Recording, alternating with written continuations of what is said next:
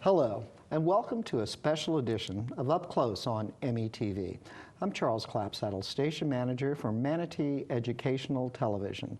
And on this special edition of Up Close, we're very proud and we're very privileged to have with us Elizabeth Corson to talk about a very significant documentary, Rosenwald.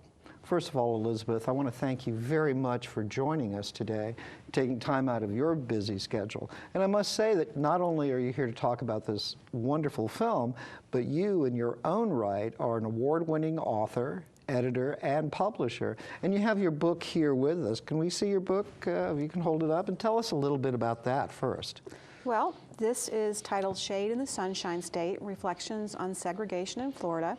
And it is a book about Florida's unique history in the segregated years.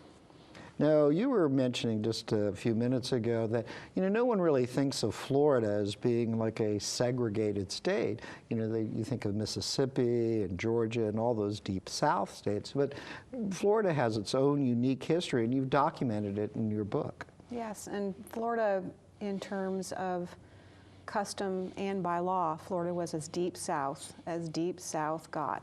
Yeah, and one of these days we're going to ask you to come back so we can do an in-depth discussion about this very significant book. But because of your connection with Rosenwald, you were doing some research on your own about the Rosenwald schools, and you met, and through whatever means, the director, Aviva Kempner, an award-winning director of documentaries, and you've developed a working relationship. Yes, we have. Well, first of all, tell us a little bit about Aviva Kempner. She's an award-winning documentary filmmaker, and she's done some significant documentaries. She has, absolutely. And her perspective is to document the unsung stories of Jewish heroes, contemporary Jewish heroes. And Mr. Rosenwald is one of a number that she has documented. And one of them, if I may, I'll read those. She did the Life and Times of Hank Greenberg, about the Jewish slugger who fought anti-Semitism in the 30s and 40s, which is a great story. And she also produced and directed Yoo-Hoo, Mrs. Goldberg, which was a humorous and eye-opening story of the television pioneer, Gertrude Berg. Yes. And those are two wonderful full-length documentaries that she should be very proud of. But as a director, as a documentarian, she was kind of drawn to this story, which is sort of the story, and I want to go into as much detail as possible, is that not too many people know about. That's true. It's one of those pieces of American history that not too many people know about.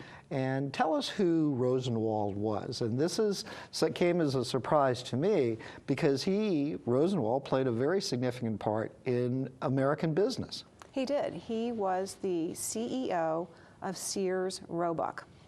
And part of, I think, the significance of his time was that when he became CEO, he refused to have his name associated with Sears Roebuck promotional material for fear of alienating Sears's largely rural clientele because he was a Jew. And he was a very successful and, from what I understand, a very shrewd businessman who took Sears and Roebuck and made it into this massive organization at the time. A very shrewd businessman. He was, and he also instituted the Sears promise of truth in advertising, because Sears advertising and marketing was pretty much all over the place, promising everything to everyone. And he reined in the marketing people and said, no, we're going to put out strictly facts. And Sears became a powerhouse. Very much so, very much so. And the thing that was really unique about it is that at that time, and during that period of time, he was very enlightened. Even though he was very shrewd in the boardroom and in business, he had an enlightened approach to the world around him. He did. And most of his biographers credit his rabbi for the perspective that Mr. Rosenwald embraced. And that is no more better seen, I think, than with the Rosenwald schools. Well, and that is the key ingredient about Rosenwald, not only the story of this unique individual, but what he gave back to this country in the way of building schools. But if we could, let's spend a few more minutes about Mr. Rosenwald to talk about that. Never finished high school. Never finished high school. Bought into Sears and Roebuck at a very young age. Rose to be the president and CEO at a relatively young age, 45 years of age, and then he began to outreach and throughout the country into building schools for the African American community. And this was a unique perspective and almost unheard of at the time. It was, and in fact, the story goes that in 1911, Booker T. Washington met Chicago philanthropist and CEO of Sears Roebuck, Julius Rosenwald, and he convinced Mr. Rosenwald of the desperate need to educate African American children across the rural South. Their collaboration would result in the building of more than 5,300 schools from Maryland to Texas. And of those 5,300 schools specifically for African American children, 127 were built in Florida, and one was built in Manatee County. Now, I definitely want to hear about the one in Manatee County, and we're going to have some images of where that school was. Where was it exactly located? Actually, that's part of the research that I'm doing, is the exact location of that school. It was built in 1927 to 1928. And I've gotten conflicting information about its exact location. So that's one of the things that I'm assigned to do, is figure out where it was. But from a historic perspective, Manatee County should be very proud to be a home to one of the many schools that he built. But the scope of building that many schools over a period of time, of course, from all the way to Texas, what a kind of a overwhelming challenge. Well, he was helped in a big way by Booker T. Washington and Tuskegee Institute. Because Booker T. Washington was known as the Wizard of Tuskegee. Correct. And he was hot-wired into the African American community all over the nation. And so when Mr. Rosenwald began to make these funds available to the African American community, they started quite small, and they also started very near Tuskegee so that Mr. Washington could really oversee his sphere of influence. Yes, what was happening and how the schools were built. Excellent. And the Rosenwald schools themselves were cutting edge for the time, really leaders in architectural techniques on for a number of different reasons, and are fascinating because of that, simply because of the architectural significance of the buildings. Now, were they built, for elementary and middle and high school, or were they different designs for different types of schools? Well, for the most part, especially in the early years of the Rosenwald schools, African American education did not really get into a high school level. Most of the time, they were kept at about the 8th grade to 9th grade level. And it was only in later years when high schools became commonplace for African American education. Now, Booker T. Washington was an advocate of the industrial education, which was people who were skilled in trades. Exactly. So they were taught, African American students were taught blacksmithing and tailoring, brick making, bricklaying, home decoration, home management, those kinds of skills that you learned and worked with your hands. But nothing for a higher degree. That the emphasis wasn't put on that. To go on to different types of degree that you would find, other college kids participating. Classical education. So the emphasis was not on foreign languages Right. or history or philosophy. Or medicine, No, or any of that. it was called an industrial education. Now, one of the things, and I'd like for you to comment, because Aviva Kempner is known not only as a wonderful documentarian, but also one with deep involvement in the Jewish faith. And she really wanted to highlight Mr. Rosenwald's beliefs and why he took this monumental task on. And part of that was built into his faith. Absolutely. And tell us a little bit about that. Well, the slogan of the Rosenwald Fund was for the betterment of mankind. Which is a pretty elaborate about as motto broad, to live by. Exactly, about as broad a brush as you could stroke. And he also believed in charity. So it's been suggested by his biographer that because of his experiences as a Jew who experienced discrimination himself, that made him especially sympathetic to the African American cause. Well, two of the benchmarks that he used one was charity and repairing the world. Yes. And those are kind of the two things that are talked about in the film of why he wanted to do this. And one has to remember that this was not an enlightened time in the early 1900s and the 1920s. There were still Jim Crow laws that were around. There was still severe segregation throughout the South, throughout the region, basically. What, if any, challenges did he face when he started building these schools? Well, the challenges were enormous. And one of the things that he made a priority was he wanted everyone to have a dog in the fight. So he made the African American community raise money as a benchmark of applying to the Rosenwald Fund. Oh. So the African American community had to come together, raise money, and could then apply to have basically a matching grant from Rosenwald. But also, and perhaps even more profound, it was a requirement that the state get involved, because the states had largely ignored African American education. Exactly. And so part of the requirement was that the state pony up and bring money to the table to build these schools. So here he is, this shrewd businessman, successful businessman, and he's bringing everybody to the table for everyone to have a stake in the development of these schools. And getting state approval during this period of time, that could not have been easy. It wasn't.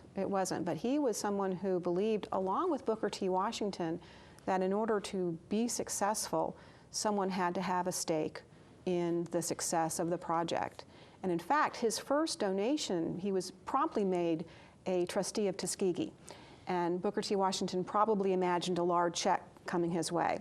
But Mr. Rosenwald's first donation was a railroad car full of shoes that had been returned by Sears Roebuck customers.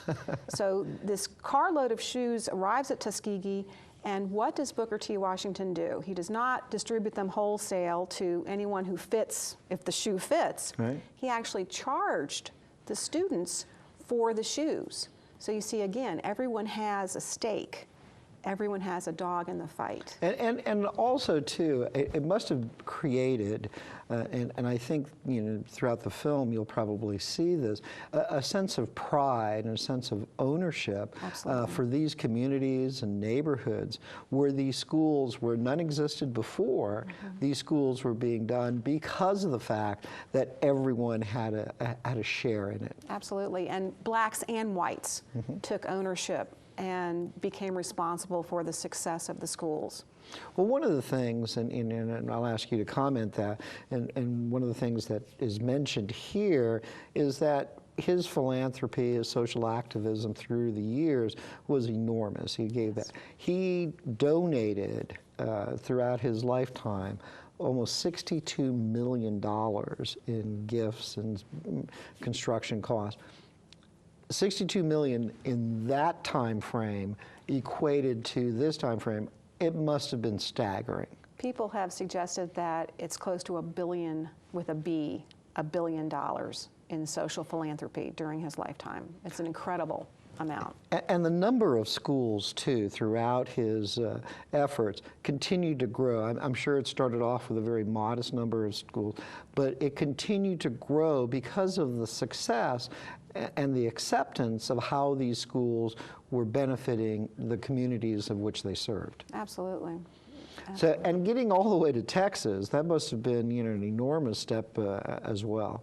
Now, Ms. Kempner takes all of this with some interviews, and as a matter of fact, I think, as an aside, I think during the documentary, Ms. Kempner has an interview with Julian Bond, who unfortunately just passed away very recently, a leader in the civil rights movement.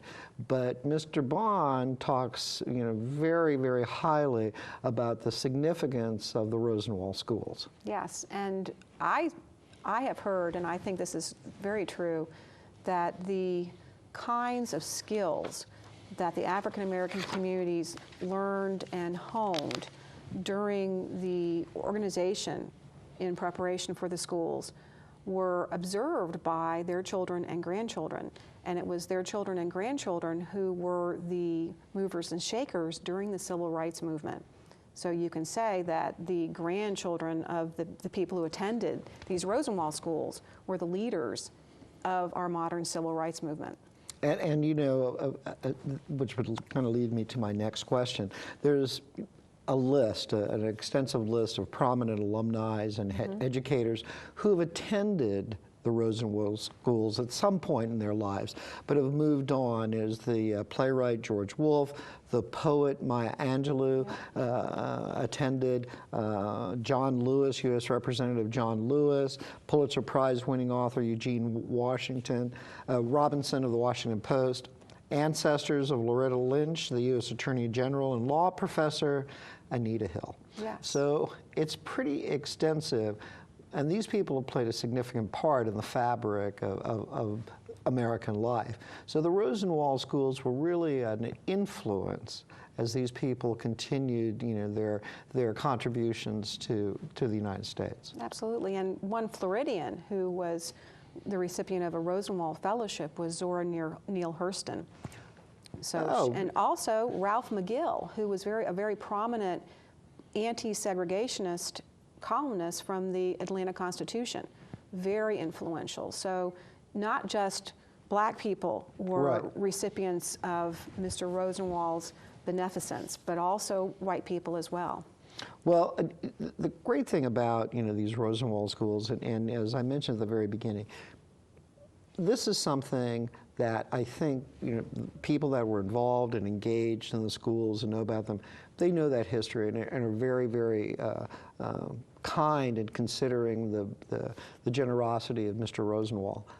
But outside of that, I think that this is one of those secrets of American history. It's one of those little-known facts that you really don't know. Someone constructing 5,300 schools in African-American neighborhoods and communities throughout the country at a time when that type of generosity and enlightenment was very hard to find. Absolutely, and part of, I think, the reason Mr. Rosenwald's not better known is the stipulations of his fund required that the fund stop 25 years after his death. So it was not as many ongoing foundations in perpetuity. It had a start time and an end time, and the end time has been long enough that people have kind of forgotten. And I think that's an important point. Now, the documentary, Rosenwald, is being screened throughout Florida, and in this area is very fortunate that it's going to have a theatrical run screening at Burns Court. And tell us a little bit about that. I believe it's coming up in a week or two. It's October 2nd. It opens at Burns Court, and hopefully we'll have a nice theatrical run. It's also opening in Miami and the east coast of Florida, also in Tallahassee as well. So hopefully many people will begin to recognize Mr. Rosenwald for his profound contributions. Well, it's a significant piece of work that Ms. Kempner, and her body of work speaks for itself, but a really significant contribution to a little-known part of American history. But one of the things that I would suggest, and I'd like for you to mention it, is that there are still many, many records of the Rosenwald schools where people can see the architectural drawings and get information about that. And that's available out there. Isn't one of the universities, and Fisk University has their archives? Fisk University holds the archives for the Rosenwald Fund. And in fact, I'm going to be traveling up. I booked research time at Fisk the first week of December. And there are some Rosenwald schools standing, which is very important to research and then figure out where they are. There is one in Micanopy, and there is one in Polk County, which was constructed of brick. Most Rosenwald schools were wood frame. And once desegregation began and they were abandoned, you have a wood frame house in Florida without maintenance, or excuse me, a wood frame school, a building. Any building. Any building in Florida without proper maintenance in the elements is going to deteriorate. So I'm hoping to find a group of Rosenwald schools that are still in existence, and I'm not sure how many will turn out are still standing. And you know, just to be able to document those and see, you know, how they weather the storm, and probably get some reaction from people in that community would be a wonderful thing. It's like living history to this day. Now the film is going to be shown, and again, you know, Ms. Kempner's work is excellent, a really wonderful documentary filmmaker. But more important like this is an important part of American history. One of those parts that, you know, you don't really hear about, you know, unless somebody, you know, such as an award-winning author like you or Ms. Kempner, really dive into material and find how this has contributed to the fabric of American life. It has, and it keeps giving. There is no doubt about it. His efforts are still reverberating through our society. And that's extraordinarily well put. Film, October 2nd. At Burns Court. And also, if people wanted to find out information about the film, about some of Ms. Kempner's work, they can go to www.rosenwaldfilm.org. And I'm sure there's an additional information that's there that people can go into it and find out about this wonderful documentary, but also some of the other work that she's doing. Yes.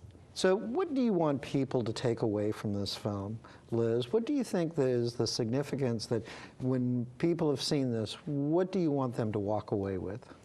I want people to recognize that we are all in this together. Black people, white people, and this is the story of a happy and very effective collaboration, not just interracially, but also interreligiously. And so, excellent point. I think that's a very important point, and that we are all in this boat, and it certainly highlights the importance of education. Well, you know, you raised a very interesting point there, because Rosenwald, being of the Jewish faith, I'm sure had his own, you know, sense of segregation and racism that was connected with his business dealing, but he kind of overcame that and still did additional work for the African American community with his business acumen. I'm sure put him in good stead building all these schools. But that in itself is a kind of a tough thing, because during that period of time, Jewish people were looked upon with disfavor as much as the African American community. Well, you didn't have to look far in Florida. Hotels down Miami Beach would put signs up that said restricted clientele, which meant no Jews were allowed to go into that hotel and stay there. So there were both those two sides. But this is a timely film because we need to reconnect with our communities. Right now, St. John's Library System is reporting that 50% of third graders and 50% of 10th graders are reading below grade level. It's 70% of third graders in Gadsden County. So we have somehow got to reconnect our communities to the vital importance of education and the kinds of hurdles that people overcame not too long ago just to learn to read and write. You know, many people think, well, this is ancient history. No, well, it's not ancient history. And, you know, it's very relevant. And I'm glad you brought up the point about grade level reading. And, you know, it's a national problem, you know, in schools. And people say if you're not reading by your third grade level thing, you pretty well are done. You know, you're never going to be able to catch up. You're never going to be able, you know, to be in that same thing of people who are reading at the grade level. It's a very important thing nationally, not only in Florida, but nationally as well. Absolutely. Well, we've kind of run out of time here, Liz, and I want to thank you so much for doing this. And I would really welcome you back, you know, to discuss your book. Hold your book up again if we could. Okay. You know, let's just get a shot of it. Shade in the Sunshine State, Reflections on Segregation in Florida. And I would, you know, welcome people to see it. And how is this book available? Can they get it on Amazon? Or? ShadeInTheSunshineState.com and Amazon.com as well. Well, because I think, you know, the people are involved in the history of Florida and want to know a little bit about the background of Florida. I think it would be in their best interest to see something to say, hey, listen, Florida had the same problems, and even more so, than any of the southern states, but, you know, over a period of time have tried to overcome those. Absolutely. So we'd welcome you back to talk in detail about this. Thank you. And again, congratulations on you know, bringing this film, Rosenwald, you know, to people's attention. I think it's very important. And Aviva Kempner is to be congratulated for finding subject matter that is so relevant and important, and it has a continued importance in this community. Absolutely. Thank you for having me. And thank you, Liz, for joining us. And thank you for joining us on this special edition of Up Close on METV. And then we just pretend to say.